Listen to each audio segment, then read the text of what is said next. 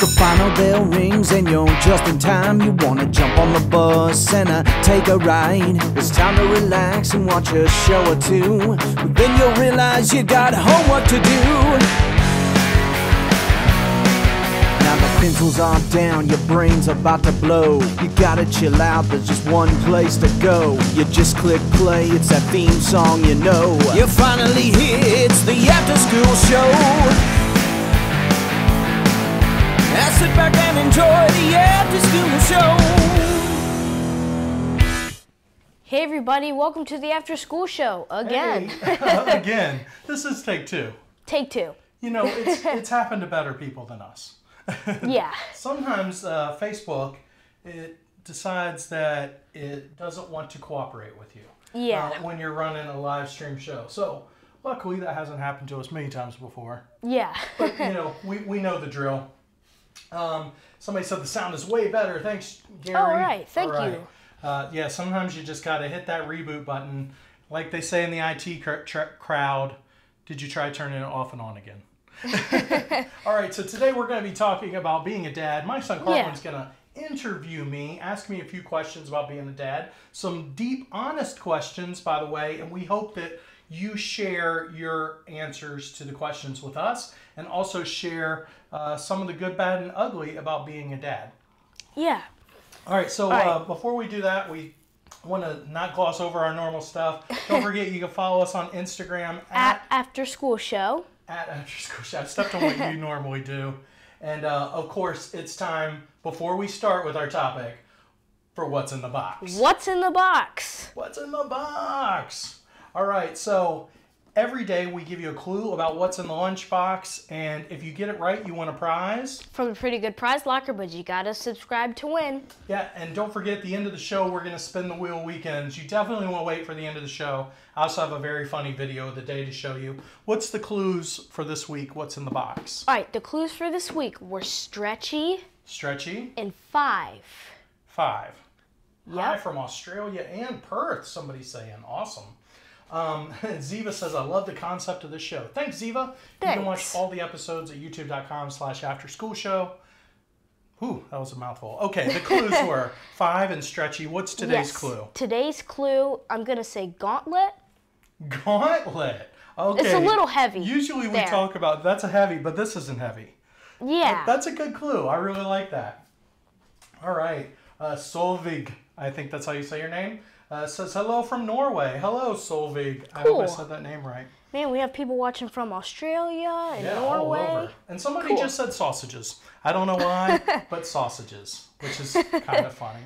All right, so our topic today, we're talking about being a dad.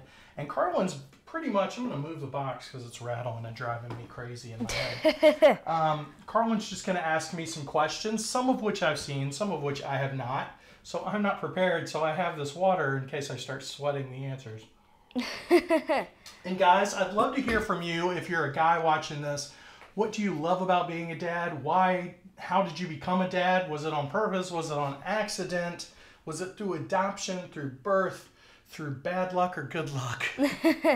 Yeah. So what's your first question for your old pops? All right, my first question is, why did you want to be a dad? Why did I want to be a dad? Well, I didn't. We've discussed this. Yeah, we have discussed this. People might say that sounds pretty rough. Man, we got South Africa and everything today. Wow. Oh, and don't forget, this episode, if you're watching on YouTube, is on facebook.com/lifeofdad because we're powered. By Life of Dad. Sorry, we hit that the first time, but we had to reset the show to fix the sound issues. All right. Why did I want to be a dad? I did not want to be a dad. Yep. Your mom and I could not have children. Michelangelo said, I wasn't planning on becoming a dad. Me either. And he said, here I am killing it. Your mom could not have kids, and it was a big hole in her life. She really wanted kids. And we had been married for 16 years, and I was fine with not having kids. I was like, hey, we'll spend time in touring Europe instead of paying for some probably unappreciative kid's college fund. You know, some snotty kid that's not going to appreciate what we're doing for him. So I was happy with it. But once your mom, we'd been married 16 years, your mom kind of got rid of that whole I want to be a mom thing. The hole in her heart kind of disappeared. And she was like, you know what? I'm fine with it. And that's when I said to your mom, hey, we should adopt. And she's like, don't screw with me. Well, she said a couple other words, but I can't say that on the show. She said, don't screw with me. And I said, no, now that it's not filling a hole for you, I was watching a thing about how many kids are in foster care and it's just wrong. And then that led us to find out about siblings in foster care, like you and your sister. Because Carlin's sister only has one kidney and it doesn't really work right. They would end up splitting them up sooner than later. So that was, yeah, that kind of stuff just hurt our hearts. So we decided to adopt. We had extra room in a house that we had, a roof over our heads, and kids that needed one. So we decided to do that. Yeah. I know that sounds like a pat on the back, but I really didn't want kids. All right. Somebody said keeping my, the hardest thing about being a dad, Brandon said, was keeping my 1-year-old out of the toilets. Steve said, I didn't want to be a dad. My stepdaughter chose me at 18 months old. Best thing that happened to me. And now I have 3 gorgeous girls. That is awesome. Robert Williams said, I always wanted to be a daddy's girl, had her when I was 27. I think I'm missing something there, but okay, I got you. You're happy about being a dad. All right, what's your second question for me? All right, my second question. What did you think you'd look forward to the most, and did it live up to your expectations? What did I think I'd look forward to the most? Okay, here's the thing. To adopt you guys, we had to pay some money. Now, we did get help from Bethany.org, which is why on the Wheel Weekends, we support Bethany.org. Christine said, oh, I was adopted too. Awesome, cool. Christine. That's one of our charities. They helped with a lot of the financial burden of adopting you. Yeah. But we still had fees and things to get. So what I decided to do, now a lot of guys will think this is heresy, but I sold all of my Star Wars toys. My original Millennium Falcon. And some people were like, I'd rather have that than kids. Yes. Well, for much of my life, I would have rather had that than kids. And I'm still on the fence. But I sold my Millennium Falcon, my X-Wing, all of the action figures for not enough money, to be honest with you, and that paid for some of the fees. But what I most looked forward to as a dad was like sharing things I loved with you, like Star Wars and just the things I loved as a child. And you said, did that live up to the expectations? Not really. Well, at least we have honest answers here. Because, yeah, I mean, I'm being honest. Because I tried to share with you the stuff I love, right? Yeah. But you can't love it as much as me. Like, when you knew about silly Yoda videos before you knew who Yoda was. You knew Darth Vader was Luke's father before you found out in the movies. Like, none of that stuff is in you. So all that stuff I grew up with was in pop culture already, and you were already exposed to it. I never got to see the kind of joy that you would feel with the stuff I have. Yeah. And you guys just don't play with toys the same way I do. You all have tablets and video games and all that kind of stuff. So honestly, no, it did not live up to the expectations. But I still enjoy doing new things with you, like skateboarding and all that kind of stuff, and almost breaking my bones trying to skateboard with you. Sebastian said, I wanted to surpass my father. He left me and my 2 little brothers when I was 9. By the age of 18, I was ready for being one, though. Oh, so his dad wasn't there for him, and he wanted to be a better dad. That's awesome. Cool. Terrence said, I was raised by my mom and my grandmother. What advice would you give someone like me who has never had a male figure in their life before having kids of my own? I'm sure someone on this message thread would be a great resource for you, Terrence. I know a lot of the dads at Life of Dad or that follow Life of Dad are in the situation you're in. But I would just speak to a father that's probably come into a family later, a stepdad. And Vader's my kid's hero, Mitch says. I would talk to a stepdad that's like stepped into that role as the new father of an existing household. One that you know is a good dad or you believe is a good dad. I think that's going to be a good resource for you. Someone that stepped in. An adopted dad like me kind of did, but you had a foster dad. Yeah. It just wasn't quite the same. So what's your third question? My third question is, what do you fear the most as a dad? This is a good question for you guys. I'd like to hear your answers. What's your biggest fear as a dad? Yeah. My biggest fear would be just failing all the time. I feel like I screw up every day with you. So I either You don't yell seem to screw up every day. No, I yell at you sometimes, and then I have to apologize for it. You know, I've apologized. Well, a lot of the time I deserve to be yelled at. I don't know if you deserve to be yelled at, but I mean, you deserve to be talked to. Look, I think sometimes yelling is a thing. Like, I don't believe in, like, you'll never get yelled at in life. That's just not me, but I do it too often. I'm a little too hard on you. I'm afraid I'm not going to help get you through school well enough. Man, I'm just afraid of screwing up. And I've got 4 of you. I've got 2 sons, 2 daughters, 2 black, 2 white. If I get a red one, I'll have a full house. I don't know. We could invent a new color. So I'm always afraid I'm not going to prepare you for life well enough. I'm also afraid of having a stroke because I have high blood pressure and leaving you and your mom alone. Oh. That's an honest answer. We've talked about that, though. Yeah. All right. Number 4. What's the hardest part of being a dad? By the way, everybody else, every other dad on here is saying failing my kid, failing my kid. That's my biggest fear. What was that? What's the hardest part about being a dad? Yep. What's the hardest part about being a dad? Man, that's a tough one. Disciplining you for things I did when I was a kid. I can see that. Having you come home from school after acting like a fool in class, getting in trouble, and then I have to fuss at you about the same things that I did when I was a kid and try to stress to you that I know what's going to happen down this road and you've got to stop. That's a big one. Zachary said, my biggest fear as a father is screwing up. Sebastian said, it sounds like, oh, he's talking to somebody else. TJ said, not being around for my kids to lean on. That's a good one. So yeah, that's one of the hardest things is just knowing, and also knowing how much discipline to give for a certain thing. Like sometimes I feel I've over-disciplined you. Sometimes I feel like I've gone too light and you've gotten off a little too light. And the other hardest thing about being a dad, when you have more than one kid, I have 4, is finding what works for every kid. And I still have not done that yet. So how do I discipline you? How do I discipline Melina? You know, with your sister, I fuss at her about something and she cries and she gets upset. And then as soon as it's over, she's back to normal life. It's like a switch went on off. I don't know. And I've got a little 2-year-old girl that's just a jerk that just talks me down and says, you're horrible.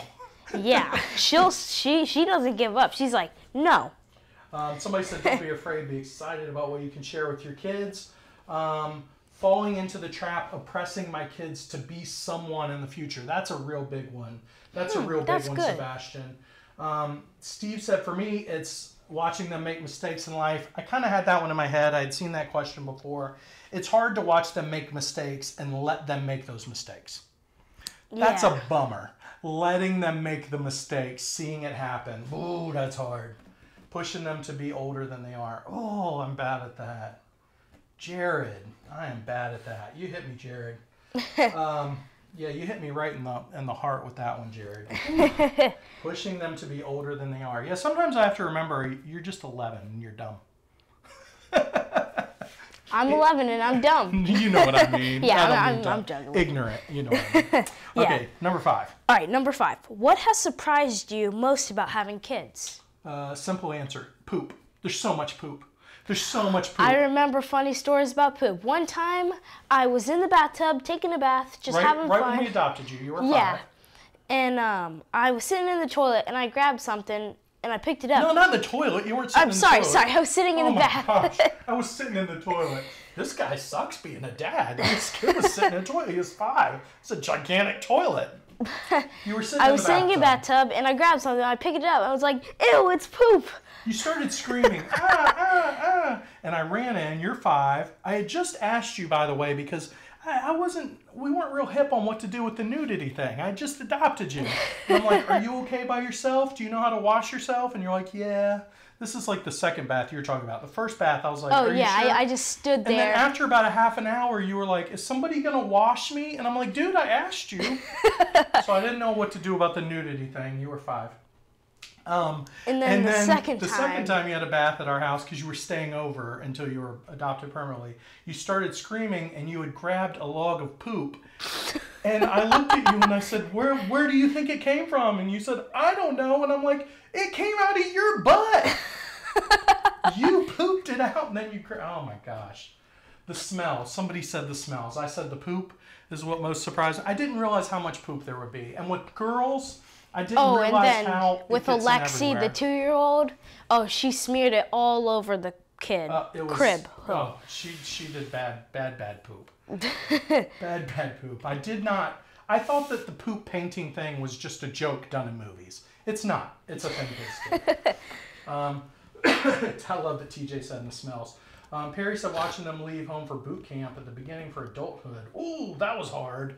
I bet it is. Seeing your son grow up to be a military man. All right, well, you have one more question. Man, guys, you're killing it with these answers.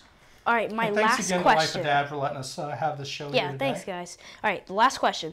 What's your favorite part of being a dad? Just hanging. Hanging? I like just hanging with you guys. I'd like to spend as much time with you guys as possible.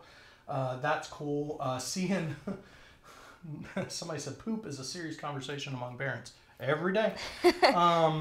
I like just seeing what you guys learn, seeing how, like, which one of you's funny in this way, which one of you's funny in that way. I love that Oliver used to, as a 2-year-old, get up in front of the window seat and shake his naked butt in front of the house to everyone in the neighborhood. I got a kick out of that, personally. Then I told him that story recently, and he just did it, and he's 4, and I'm like, you got to put that away. I enjoy Mia, how much she wants to be a police officer, and even taking her to the doctor for her kidney appointments, even though that's hard. It's kind of fun seeing her power through. I like seeing you learn guitar and skateboarding and working with me on the show. And Lexi, I don't know if I like her yet. She's funny, but she's mean. She's mean. Very, very mean. Brandon said he likes Lego building and bonding. That's fun, Lego building. We've actually got some Lego building videos on here, so not to be too much of a watch me guy, but check out youtube.com/afterschoolshow. All right, guys. Keep the answers coming because, there's a bit of a delay, but you know what time it is. It's time to spin the wheel of weekends. Weekends.